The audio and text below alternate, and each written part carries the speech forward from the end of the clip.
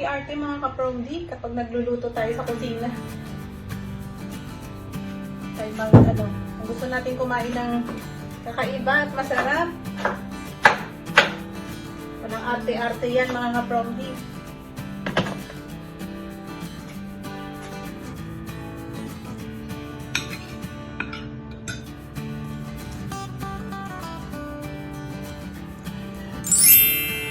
Ayan, hello po mga kapromdi, magandang araw sa lahat.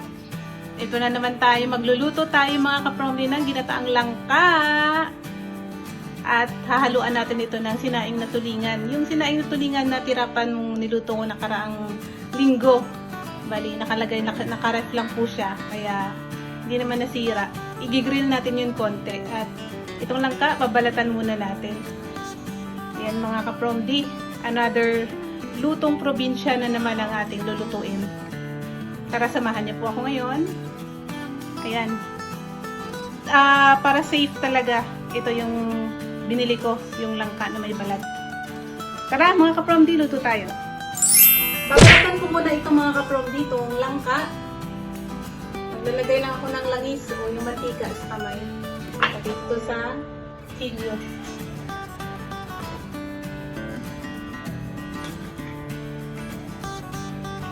Konti lang naman ilalagay ko, kaya itong mantika na lang namin na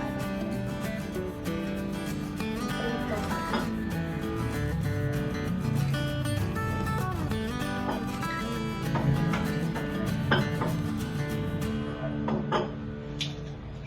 Ayan mga kapromdi, pag bumili kayo ng mga langka sa palengke, piliin nyo na lang yung may ganito, yung balat, yung may balat pa, kaysa doon sa malinis na at hindi tayo sigurado doon.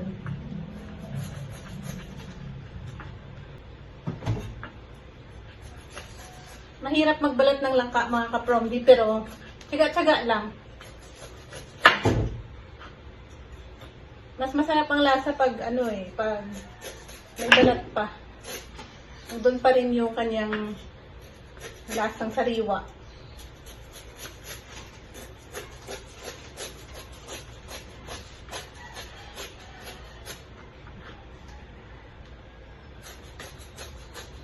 Maliit lang naman itong langka na binili ko. Ayan o, may dagta pa talaga. Kaysa doon sa binili mo na malinis na. Tayo sigurado mga kapromdi sa mga minsan may mga nilalagay kasing di safe sa katawan natin. Sa mga kapromdi ng panahon, masarap na magdagat.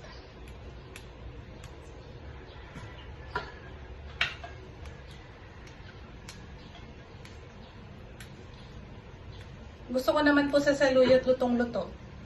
Sa iba naman kasi parang pinapatong lang nila yung saluyot. Sa amin naman, pinapalabas talaga namin yung dulas niya.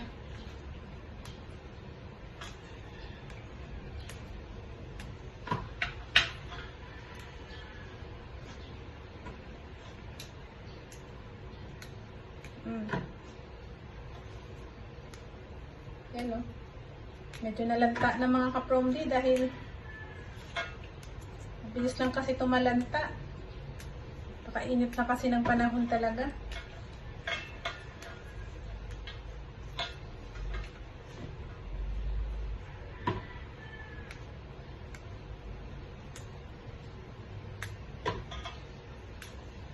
Ayan, napaka-sustansya nito dahil marami tayong gulay na ilalagay mga kapromdi.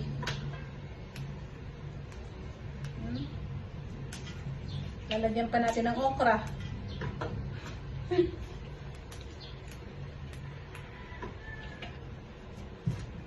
Halo rin po itong mga kapromdi na munggo.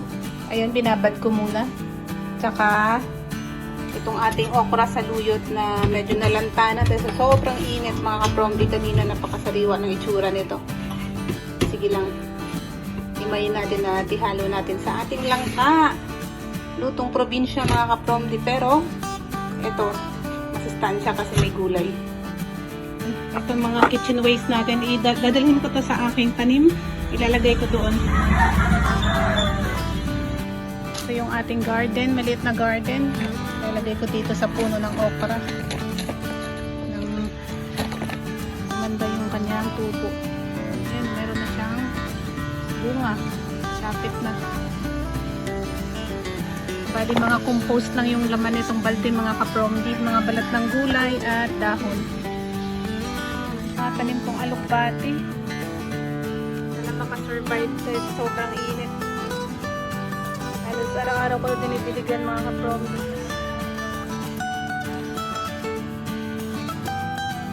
Yung sinaing natin na tulingan na tira mga kapromdi, so i-grill natin konti para smoky flavor naman yung lasa. Iwain natin ito mga kapromdi. Maliliit lang.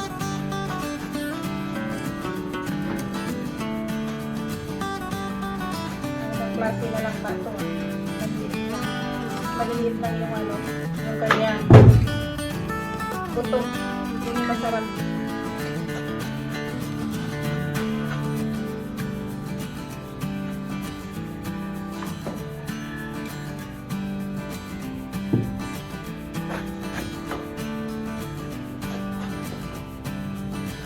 Walang arte-arte mga kapromdi kapag nagluluto tayo sa kusina.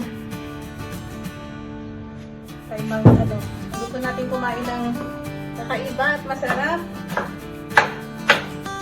Walang arte-arte yan mga kapromdi.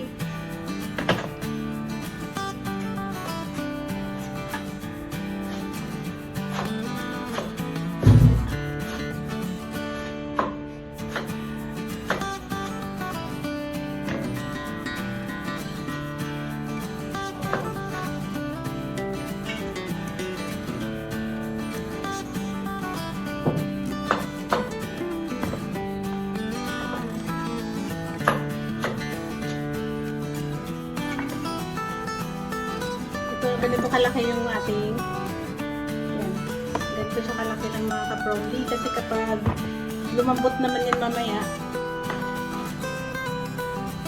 dudurog naman yan.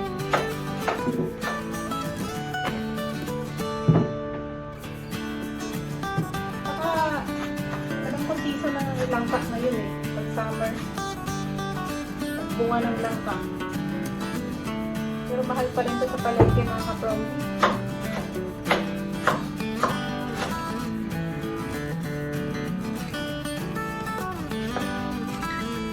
Yung ating tulingan mga kapromdi, inihaw ko muna para mas mabango, mas smoky flavor yung lasa ng ating ginataan. Sa kaldero mga kapromdi, dahil sa kahoy natin lulutuin, ilalagay natin yung langka. Ayan. Nalinisan na yan mga kapromdi.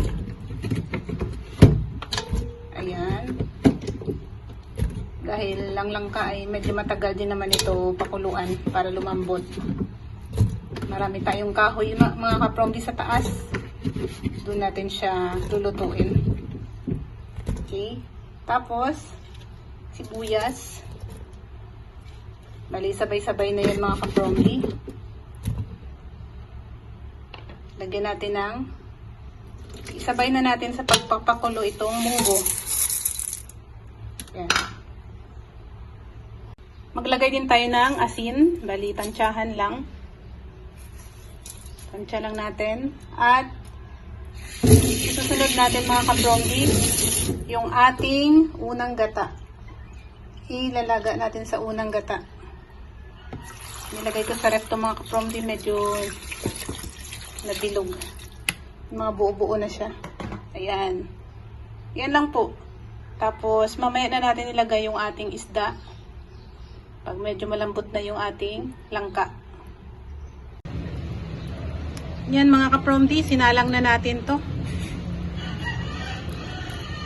A few moments later. Ilagay na rin natin itong unang kakang gata. Purong kakang gata.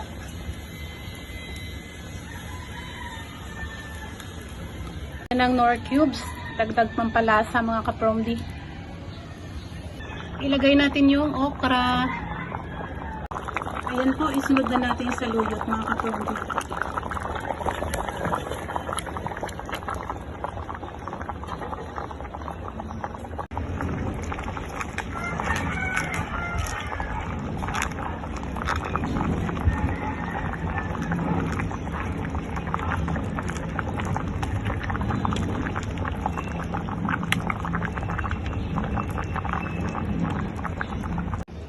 Ayan po mga kapromdi, luto na yung ating langka.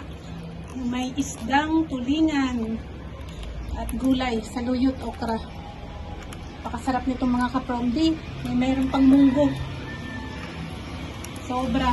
Tsaka kasi matagal po siya niluto sa kahoy. Talagang lumabas yung lasa niya. Ayan po, luto na ito mga kapromdi. Sayang yung apoy. Meron tayong mais dito. Salang na natin. Ayan. Diba? Saka natin.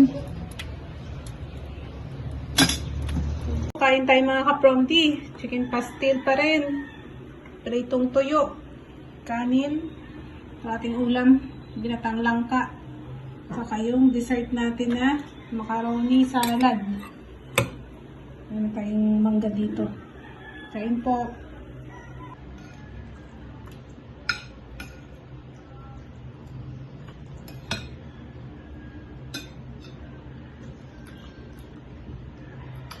May chicken pastel din ako dito mga kapromdi.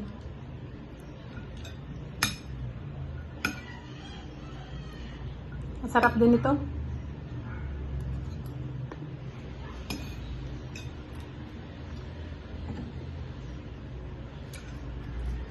Ang tipid pa ulamin.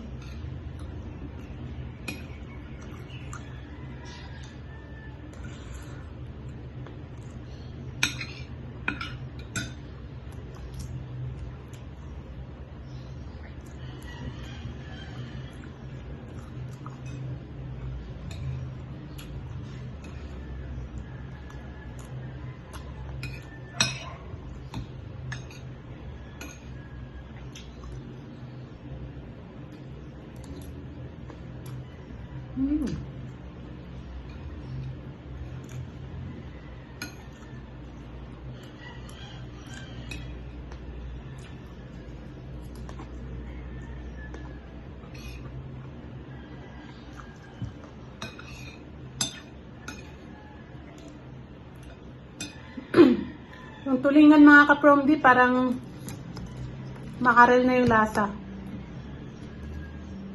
Parang malapit-lapit na doon sa makarel na nasa lata.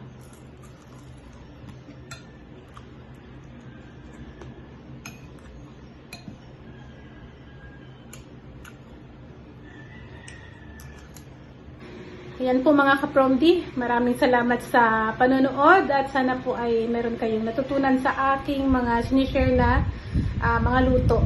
At ingat po kayo palagi, lalo na ngayon mga kapromdi, napakainit ng panahon. Inom po kayo ng maraming tubig at kung wala namang gagawin sa labas, stay lang po sa bahay. Bye-bye! Maraming salamat po!